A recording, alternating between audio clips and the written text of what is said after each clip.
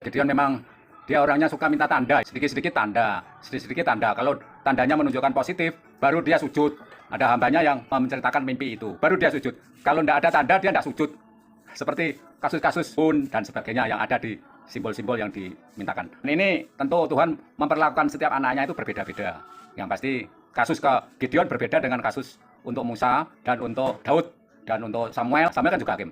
Nah, di sini di Gideon salah seorang hakim yang mempunyai spesifik itu, peragu. Sekarang itu kan sebetulnya peperangannya rohani. Contoh skalanya kalau secara besar bisa melawan roh jahat, ya, mengabarkan Injil dan sebagainya. Tapi kalau skala kecil ya peperangan sesungguhnya ya dalam diri kita sendiri kan gitu toh. Perang melawan roh jahat, memperebutkan diri sendiri kan begitu. Ya, jadi untuk alasan Amalek diserahkan Tuhan untuk menguasai Israel gara-gara bangsa Israel tidak taat, memang siklusnya selalu begitu. Nah, sedangkan ayat pasal 7 ini sudah praktis untuk berperang. Pada saat praktis berperang ini, justru apa yang harus kita lakukan? Tidak boleh dilepas dari pasal 6. Masuk dari pasal 7 ini pada hal-hal yang teknis itu. Ketika semua sudah dibereskan, jadi permasalahannya perlu didalami lagi, adalah pada saat berperang ini memang kita sudah tidak memikirkan lagi masalah sudah sebelumnya, karena anggaplah itu sudah beres ya misalnya ya. Anggaplah sudah beres, tapi ternyata di dalam perjalanan, waktu berperang ini banyak sekali yang belum beres begitu. Dan ya, pada saat-saat belum beres itu selalu ada kejadian-kejadian tak terduga yang katakanlah dalam filsafat itu filsafat kebetulan. Nah, kebetulan kok saya harus menyembah Tuhan di sini kan? Di situ kan diceritai bahasanya demikian, diserahkan orang Amalek, diserahkan terus dia harus menyembah Tuhan, itu kan kebetulan. Padahal dia sudah merasa beres. Ternyata hal-hal yang sangat tidak diduga, tidak masuk akal itu sering terjadi. Pada saat hal-hal berperang teknis ini ada hal-hal yang membuat kita merasa itu tidak terduga sama sekali. Nah, jadi yang dibutuhkan pada saat ini pembahasan pasal 7 adalah menyikapi hal-hal yang tidak terduga itu apa. Tergantung pada Tuhan membereskan semuanya, kalau sudah beres, kalau belum beres ya harus begini-begini dan seterusnya. Ketika pada saat peperangan rohani untuk memenangkan diri sendiri ini, sebelum membicarakan orang lain, karena tanggung jawab pertama adalah diri sendiri. Nah, hal-hal tidak terduga bila mana itu terjadi, apakah yang harus kita lakukan untuk menghadapi itu, hal-hal yang tidak terduga itu. Itu adalah bahwasanya Tuhan itu menghendaki orang yang mengikut dia itu percaya sepenuhnya, dan orangnya tidak main-main. Jadi betul-betul harus kudus. Kan ini dalam perjanjian lama di hukum Taurat, di sini semua dibutuhkan adalah kekudusan. Jadi syaratnya itu betul-betul strict, bahwa yang mengikut Tuhan itu harus sungguh-sungguh, intinya begitu. Tidak bisa main-main. Kalau orang banyak dari 20.000 dan sebagainya tinggal 300 orang kan sangat sedikit sekali. Nah, melawan orang Amalek dengan begitu kondisinya, alamnya sama orangnya yang sulit, di luar nalar dan sebagainya, itu soal teknis. Bisa begini, begitu gitu. Tapi prinsipnya adalah bila seseorang itu dengan kekuatan Tuhan, maka tidak ada yang mustahil. Bahwa disinilah dituntut di dalam perjanjian lama mengajar kita tentang kekudusan hukum Taurat. Kekudusan Taurat ini membutuhkan orang-orang yang setia, yang mau mengikuti dan sebagainya. Seperti syarat-syarat imam itu juga sangat keras, sangat strict, sangat disiplin. Tidak boleh melanggar sedikit pun. Kalau melanggar sedikit pun bisa mati. Banyak kasus di zaman imamnya Harun dan seterusnya. Sampai yang Imam Eli juga anaknya mati. Imam Elinya juga mati. Dan sampai Daud juga begitu. Setiap hakim-hakim mempunyai zamannya sendiri dan masing-masing mempunyai kesulitan masing-masing. Soal hal yang tidak masuk akal itu.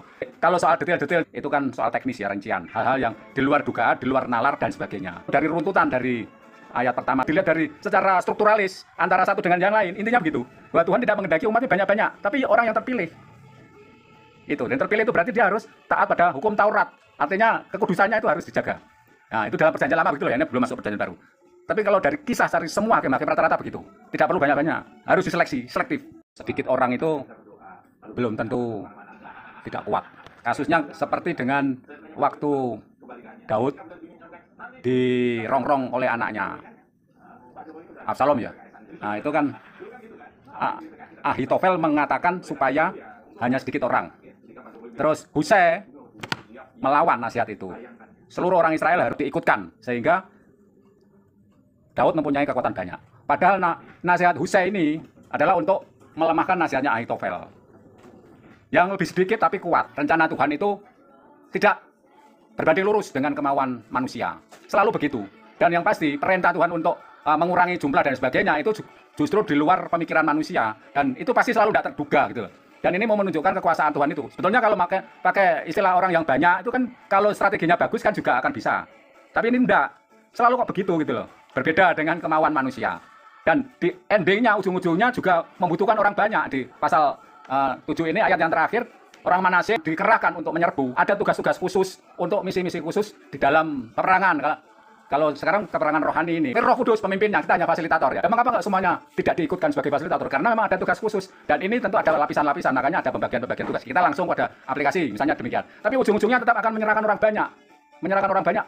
Untuk ikut serta dalam peperangan ini. Dan di sini pasti yang dikehendaki oleh Tuhan adalah bukan kehendak manusia. Strategi Tuhan jauh lebih bagus. Ini saya bandingkan lagi dengan kasus Daud dengan peperangan melawan Absalom itu. Ada 2 nasihat. Yang nasihat 1, orangnya sedikit, nasihat 2, orangnya banyak. Tapi Tuhan ternyata menggerakkan nasihat kedua itu menggagalkan nasihat pertama. Dengan demikian yang di sini adalah pemikiran Tuhan, bukan pemikiran kita. Kalau melihat hal teknis semacam ini di lembah, lantas ada tanda ini dan sebagainya, kesulitan trompet dan sebagainya, itu kan hal teknis. Setiap orang pengalamannya berbeda. Dan di situ yang pasti kehendak Tuhan dihubungkan dengan pengalaman hati masing-masing, pengalaman pribadi masing-masing. Kembali semuanya itu atas kekuatan Tuhan, bukan kekuatan manusia, tidak pakai akal pikiran manusia, taktiknya juga taktik Tuhan. Dan orang-orang ini tentu tidak menyadari bahwa mereka disuruh A, B, C, D itu sebetulnya digerakkan oleh Tuhan. Bukan atas kemauan mereka sendiri, sehingga harus tersaring 300 orang mengalami hal teknis macam itu, dan akhirnya meniup sangkakala, terus akhirnya orang Israel keseluruhan diserahkan atas orang Efraim, cemburu, aku kok nggak diikutkan, kok kalian aja. Nah itu, padahal kalau misalnya Tuhan punya rencana yang lain, orang banyak pun sebetulnya nggak masalah, bisa saja, tapi ketaatan kedisiplinan kita pada rencana Tuhan itu yang digariskan untuk kita ikuti. Disitulah akhirnya di perjanjian baru dikatakan, hukum Taurat itu kudus. Kudus itu bukan artinya hal teknis macam itu, pada prinsip-prinsip yang membutuhkan ketaatan pada Tuhan, itu yang kita perlukan, bukan hal teknis, tetapi pada hal-hal yang bersifat moral, yang prinsip, yang kudus.